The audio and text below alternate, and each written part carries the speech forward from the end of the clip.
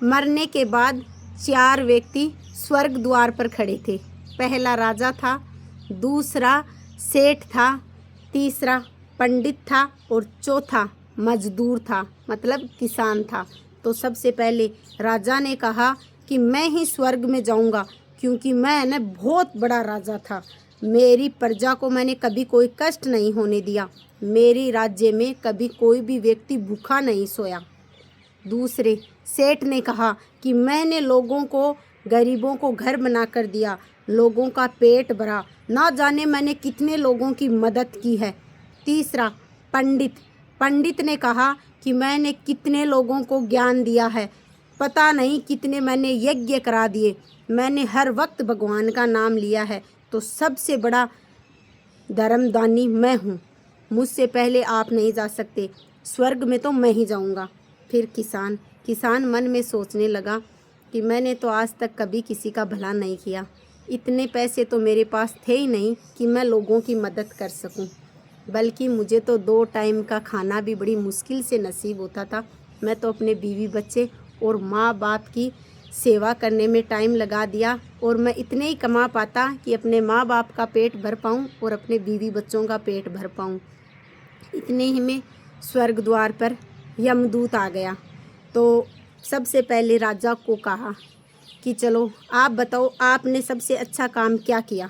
तो उसने बता दिया कि मेरी प्रजा में आज तक मैंने किसी को भूखा नहीं सोने दिया, मैंने सबका पेट भरा, मैं एक बहुत ही अच्छा और विद्वान राजा था। तो यमदूत ने जैसे ही किताब में झांक कर देखा, कहा कि आपने जो कहा वो सच कहा, आप सच में बहुत अच्छे राजा थे, पर आपने एक गलत काम किया। आपने अपनी राज्य की सीमा बढ़ाने के लिए ना जाने कितने लोगों से युद्ध किए, और उस युद्ध में ना जाने कितने लोग मर गए, उसका पाप आपको लगा, इसलिए आप स्वर्ग में नहीं जा सकते। दूसरा पंडित, तो यमदूत ने कहा कि पंडित जी आप बताओ, आपने ऐसा कौन सा काम किया जिसके कारण मैं आपको स्वर्ग द्वार पर अंदर प्रवेश दे दूं। तो पंडित जी ने कहा कि मैंने हर वक्त भगवान का नाम लिया, बहुत सारे हवन पूजा पाठ किए, सब लोगों को मैंने ज्ञान दिया। तो यमदूत ने कहा कि वो तो आपका स्वार्थ था, आपने स्वार्थ से किया, जहाँ भी आपने यज्ञ पूजा पाठ किया वहाँ पे बदले में आपने धन लिया, आपने किसी की निस्वार्थ सेवा नहीं की, ना किसी को निस्वार्थ ज्ञान दिया, ना आपने कभी निस्वार्थ भगवान का नाम लिया। जब भी आपने भगवान का नाम लिया तो आपने बदले में कुछ ना कुछ धन लिया लोगों से, आप भी स्वर्ग द्वार में नहीं जा सकते। तीसरा सेठ को कहा, सेठ जी आपने ऐसा क्या काम किया जो मैं आपको स्वर्ग द्वार पर प्रवेश दूं। तो सेठ ने कहा कि मैंने बहुत से लोगों को की मदद की, गरीबों को मैंने घर बना कर दिया, लोगों के बहुत से बच्चों को मैंने पाला, उनको स्कूल में शिक्षा ग्रहण करवाई, मैंने खूब लोगों की मदद की। फिर यमदूत ने किताब के अंदर जाग कर देखा, कहा सेठ जी आपने बात तो सही कही, पर आप भी द्वार में प्रवेश नहीं ले सकते। तो सेठ जी ने कहा क्यों? क्योंकि आपने जो धन कमाया है ना, पता नहीं कितने लोगों की हत्या हुई है उस धन के कारण। आपने जो धन कमाया है, पता नहीं कितने लोगों की आत्मा दुखी है। आपने जो भी धन कमाया वो झूठ बोल बोल कर कमाया, आपने किसी की भी निस्वार्थ सेवा नहीं की, क्योंकि आप अपना नाम ऊंचा करने के लिए, दिखावे के लिए लोगों की सेवा करते थे, और उन्हीं लोगों को अपने यहाँ मजदूर बना कर रखते थे। तो आप भी प्रवेश नहीं ले सकते स्वर्ग द्वार में। तो फिर किसान से कहा किसान आप बताओ, आपने ऐसा क्या काम किया जो मैं आपको स्वर्ग द्वार के अंदर ले जाऊं।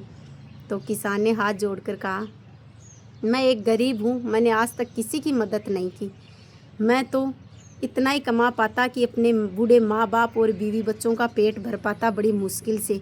अगर मैं उनको सुबह खाना खिलाता तो मुझे ये रहता कि मैं शाम को उनको क्या खिलाऊंगा। तो मैंने आज तक कभी भी किसी गरीब की या किसी का भी पेट नहीं भरा, ना किसी की मदद की।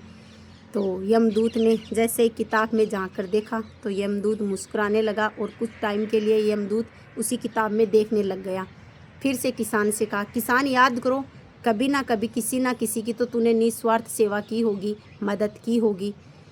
किसान कुछ पल के लिए सोच में पड़ गया, सोचा कि मैं एक गरीब, मैं किसकी निस्वार्थ सेवा कर सकता हूँ। मेरे तो घर में एक दाना भी नहीं कि किसी की मैं पेट की भूख मिटा सकूं। फिर उसने सोचा कि हाँ, एक बार मैं बहुत भूखा था, मेरे पास सिर्फ एक रोटी थी, मैं खा रहा था, तो एक लंगड़ा लूला कुत्ता आया भूखा सा। वो आकर मुझे देखने लगा टुकर टुकर, तो मेरा मन नहीं किया उस रोटी को खाने का। मैंने सोचा इस जीव को खिला देता हूँ। तो उस दिन मैंने उस कुत्ते को रोटी खिलाई और मैं भूखा ही पानी पीकर सो गया। तो यमदूत ने कहा, ये था तुम्हारा सबसे बड़ा पुण्य जो तुम्हें स्वर्ग द्वार के अंदर लेके जाएगा। तूने वो सेवा निस्वार्थ की थी, तुम्हारे पास नहीं था कुछ भी, तूने अपने पेट की भूख मारकर उस कुत्ते को तूने रोटी खिलाई। आप चाहे इस दुनिया में, इस धरती पर कितने भी अच्छे काम कर लो, अगर आपने 100 पाप किए हैं, अगर एक निस्वार्थ आपने अच्छा काम कर दिया तो आपके वो सारे पाप धुल जाएंगे। आप चाहे ऐसे किसी की भी कितनी भी मदद कर दो, उसमें आपका स्वार्थ रहता है, हम सब का स्वार्थ रहता है। जो हम निस्वार्थ किसी की सेवा करेंगे ना, तो वो हमारे सारे पाप धो देगी। इसलिए दुनिया में जब भी किसी की मदद करो तो निस्वार्थ होकर करना। शायद हमारे कुछ बुरे कर्म छुप जाए उस एक निस्वार्थ सेवा के सामने। और आप लोगों को स्टोरी कैसी लगी ज़रूर बताना और शेयर कर ज़रूर जाना।